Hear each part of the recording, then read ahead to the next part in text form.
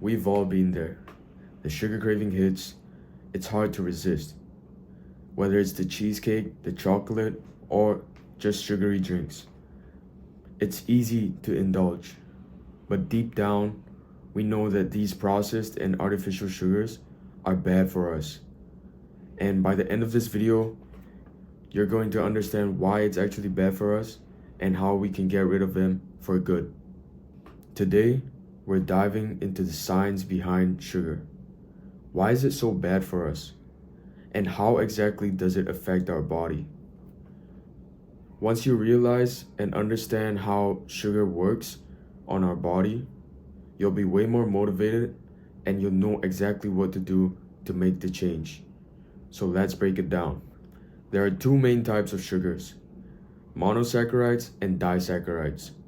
Monosaccharides mean there's one molecule of sugar, and disaccharide means two different molecules.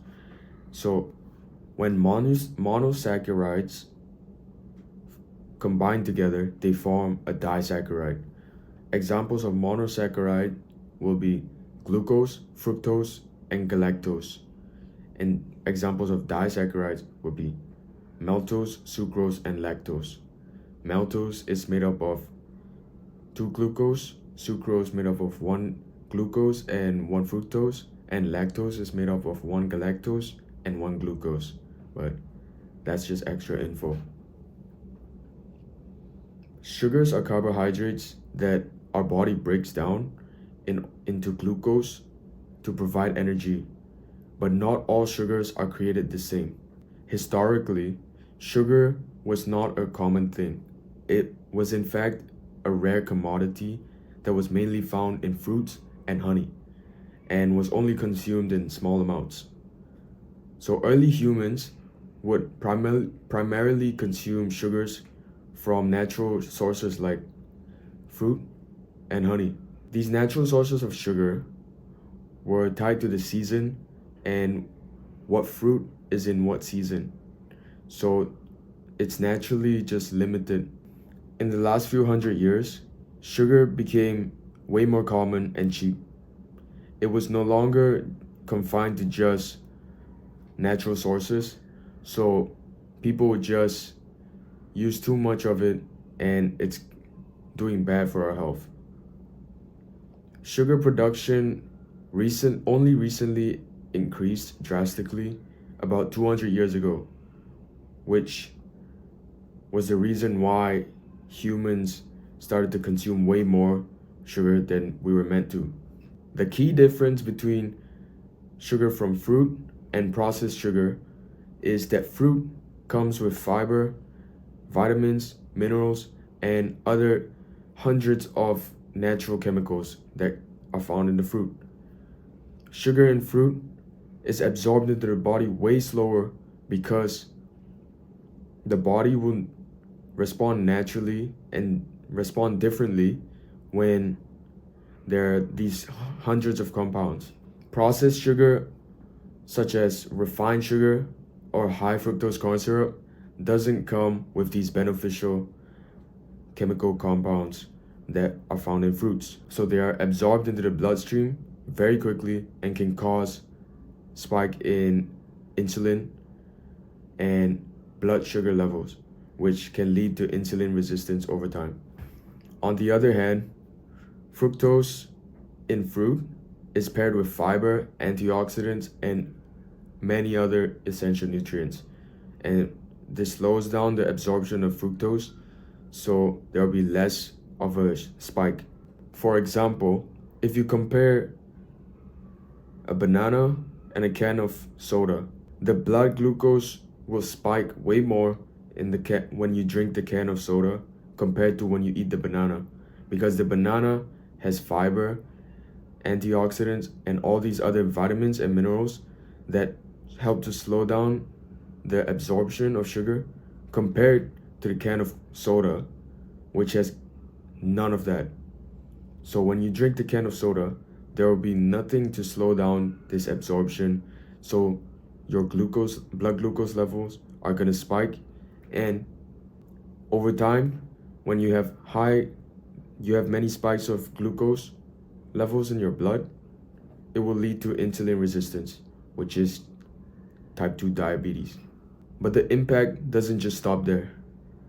Excess sugar consumption has led to heart disease, fatty liver disease, and obesity as well, on top of just diabetes. Overconsumption of sugar also leads to inflammation, fat storage, and disruption in your gut. So that means it's going to be harder to maintain and lose weight and keep a healthy metabolism. So it's a huge problem that many people in this earth starting to consume sugar every day as if our life depended on it. But obviously, it's the opposite. Our lives are on the line because of all this sugar consumption. So now many of you think, oh, I can't live without sugar. I need something sweet in my mouth. And obviously, there are fruits. But fruits sometimes can be too much to eat. So when it comes to sugar alternatives, honey is often thought as a healthier option. But is it really any better than processed sugar? The answer is yes. There was a study done in 2017 from the Journal of Medicinal Food, and in this study, they examined diabetic patients who switched from consuming processed sugar to honey. And the results were kind of interesting. They found that honey actually helped to improve insulin sensitivity, which is crucial for managing diabetes. This is because honey has a lower glycemic index than processed sugar, meaning it doesn't cause the same amount of blood glucose spike. Honey is also much more than just a random sugar. It contains a lot of bioactive compounds like polyphenols, antioxidants, and flavonoids, which help to reduce inflammation and protect cells from damage and just overall support our health. This is a major reason why honey is more favorable on blood sugar levels compared to processed sugars. Honey also contains trace amount of minerals and vitamins, including vitamin C, calcium, magnesium, which processed sugar obviously does not provide. Even though I said honey was a good alternative for sugar, it always comes down to what type of honey you're buying. Not all honey is created equal. Many store-bought variants of honey are processed and diluted with a lot of sugar syrups, which strip away most of the beneficial compounds and nutrients that make honey unique. To reap the health benefits of honey, you have to choose either raw, unprocessed, or unpasteurized honey. This is the type that still contains the antioxidants and enzymes that can help support your health and blood sugar levels. So here's a tip. When choosing honey, make sure you always look out for the labels that say raw, organic, or unpasteurized. These type of honeys usually maintain your health benefits, unlike the honey that are mixed with sugars, like processed sugars and all the other bullshit. So if you're looking for sweetener that can satisfy your cravings, honey is a great alternative as long as you choose the right type. It's packed with antioxidants, has lower glycemic index than sugar, and can actually help improve insulin sensitivity in diabetic patients. So just make sure you avoid these harmful honey blends, honey sugar blends.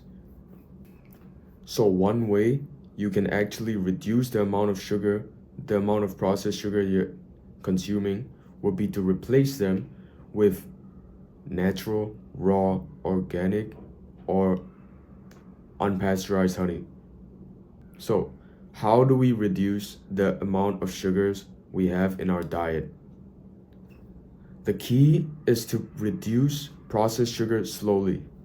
Start by cutting out sugary drinks and replacing them with water and natural juices, naturally squeezed juices, so you can make sure there are no added sugars.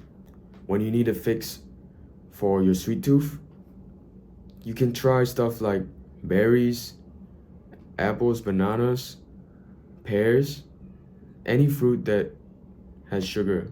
Most fruits have sugar, so any fruit that you like, just eat it instead of sweets. All these fruits will contain fiber, vitamins, minerals, and antioxidants, which will support your health as well. Focusing on whole foods and unprocessed foods that don't come with added sugars is probably going to be one of the most effective ways to avoid these sugars and processed sugars over time. So to wrap things up, sugar in its processed form is harmful to our bodies. It causes insulin spikes and contributes to tons of diseases and disrupts our metabolism as well. But fruit sugars and honey, when consumed properly and in moderation, of course, are not as harmful.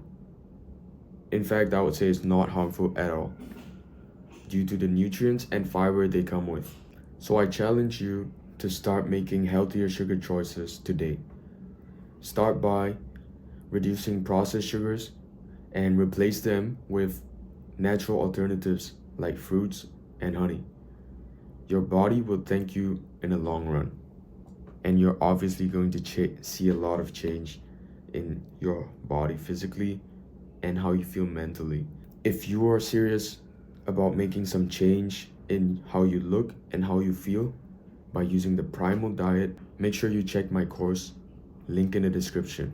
It's in pre-sale right now, so it's only $29, and when I release it, I'm going to increase it to about $100.